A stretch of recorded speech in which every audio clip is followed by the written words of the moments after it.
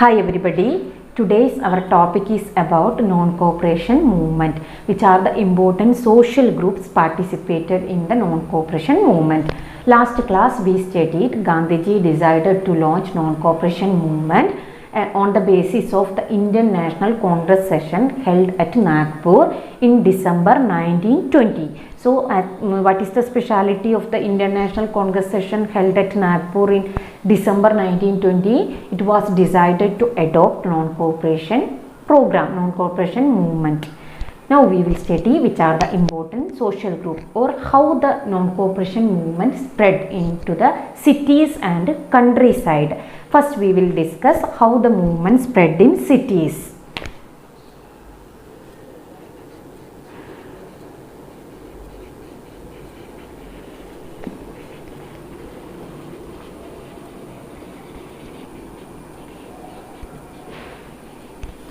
In cities, non-cooperation movement mainly led by middle class people. So, in the cities, mainly the non-cooperation movement led by middle class people. Okay. In the towns, mainly middle class people participated in the non-cooperation movement. So, when the movement spread, thousands of students they left out from the government-controlled schools and colleges. Many teachers and headmasters they were resigned from the job. Many of the lawyers they gave up their practices, and council election, most of the provinces council election were boycotted except Madras. In Madras, Justice Party only participated in the council election. Justice Party, it is a party of non-Brahmins, and they felt that participating in the council election, it was one way for gaining some power. So only Justice Party participated in the council election. All other provinces they boycotted council election. I think it is clear to you. Now we will look what about the economic effect of non-cooperation movement. Economic effect of non-cooperation movement. Foreign goods were boycotted, liquor shops were picketed.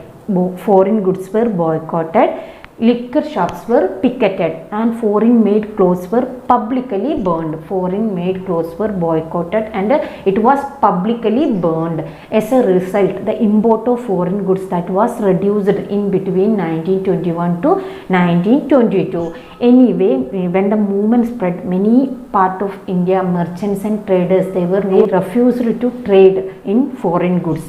When the boycott movement spread, the people Gandhiji asked the people started wearing Indian made clothes, and Gandhiji asked the people to wear khadi cloth. Non-cooperation movement means complete non-cooperation with the Britishers. Anyway, the movement gradually, first and all, movement became very active in towns, but gradually it became slow down due to two reasons. Ma'am already told you, instead of British made cloth, Gandhiji asked people to wear khadi cloth that made in charka. Anyway, this khadi cloth it was very expensive, so people can't afford the price of khadi cloth. So what happened? Again, the people started buying foreign made cloth or British made cloth.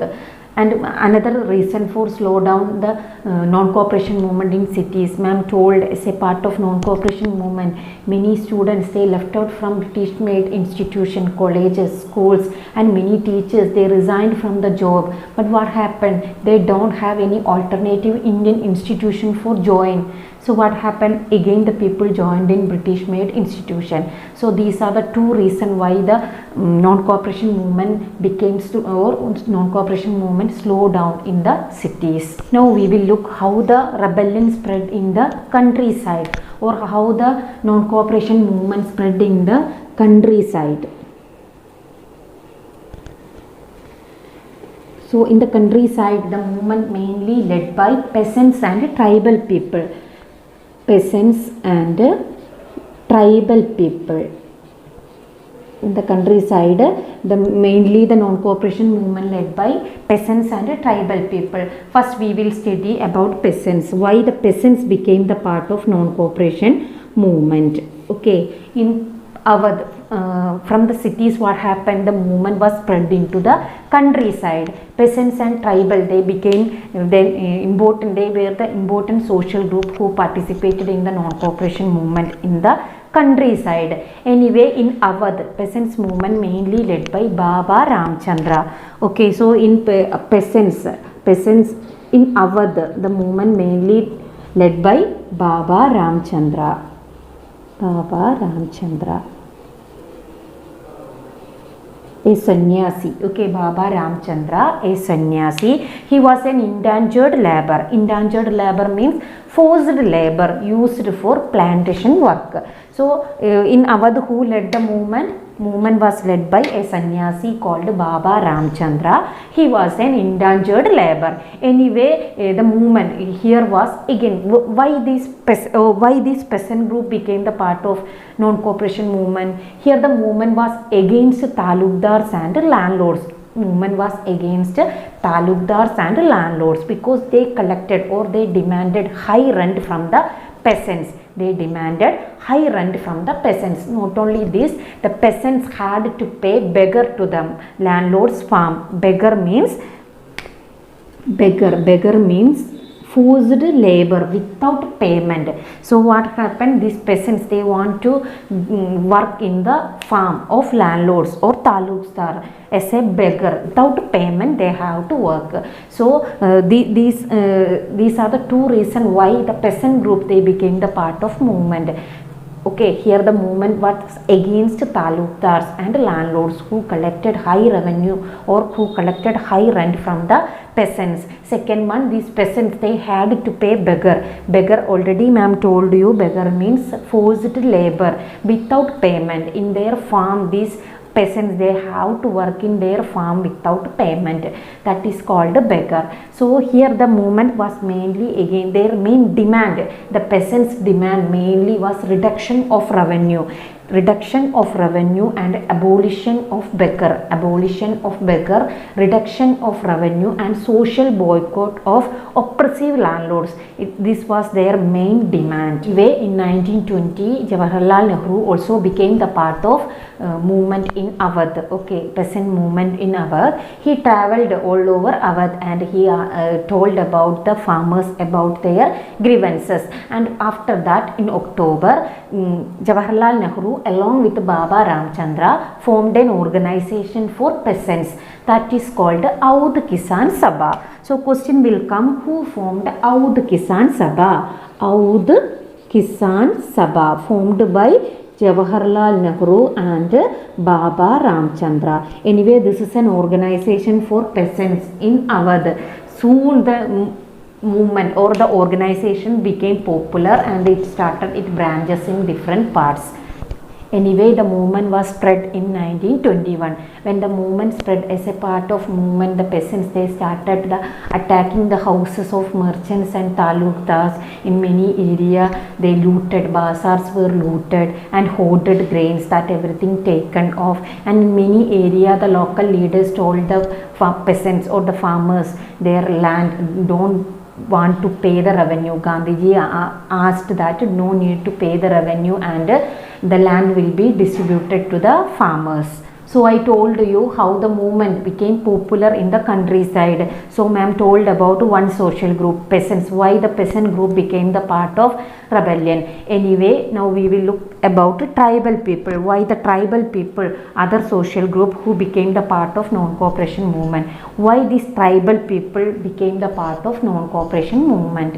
Okay, in the Gudam hills of Andhra Pradesh, mainly the rebellion became popular in the Gudam hills of Andhra Pradesh. Anyway, they started militant guerrilla movement. And why these people became the part of non-cooperation movement? Because the British government passed the forest law. So you already learned in the 9th standard. The forest law, this affected the traditional rights and livelihood of the tribal people. So you know children, these tribal people, their life is mainly depends upon forest. When the British government passed forest law, many of the forest declared as reserved forest. So what happened? These tribal people, they can't enter into the reserved forest. They can't collect fuels. They can't collect fruit. They can't collect anything from the forest. They can't graze their animals. So it affected their traditional lifestyle, or it affected their livelihood, because their life that mainly depends upon forest. So what happened, these tribal people, they became the part of non-cooperation movement, and they were led by an important personality called Alluri Sitaram Raju. Alluri Sitaram Raju became the leader of tribal movement, and he claimed himself he had some special power. He can give astrological prediction, he can heal the people, even he can survive the bullet. So he given himself, he claimed he had some special power, and the people believed that he was an incarnation of God, and tribal people considered Alluri Sitaram Raju as their leader. Anyway, he was greatly inspired by Mahatma Gandhi, and he asked the people to wear khadi cloth. He inspired by Mahatma Gandhi, and he asked people to wear khadi cloth and gave up drinking. Anyway, his idea or his method is totally different from Gandhi. Gandhiji, you know children, Gandhiji followed non-violence method to fight against Britishers. Gandhiji followed which method?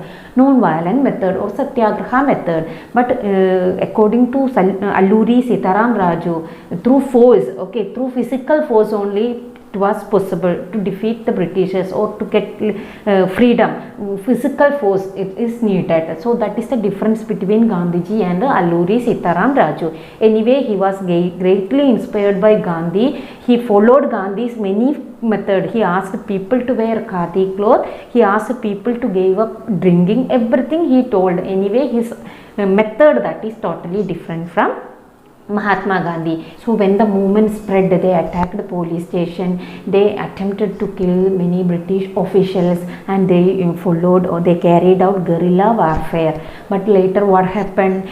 Alluri Sitaram Raju, he was captured in 1924 and he was executed. He was captured and executed in 1924. Anyway, he became a folk hero. Our next topic, Swaraj in the plantation. Why the plantation workers became the part of non-cooperation movement, or what do you mean by Swaraj according to the plantation workers? So children, for the plantation workers, freedom for them, freedom meant the right to move freely in and out of the confined space in which they are enclosed. Under the Immigration Act, Inland Immigration Act of 1859, these plantation workers, they were not permitted to leave the plantation area. Okay, without the permission, they were not allowed to leave the plantation area. Once they went for the plantation work, they can't leave that plantation area. Rarely only they got permission for leaving the plantation area under the Inland Immigration Act of 1859. So just think about that people. For them, what is Swaraj means? Freely move from the confined area. Okay, just they want to get the right to move freely in and out from the confined space in which they were enclosed.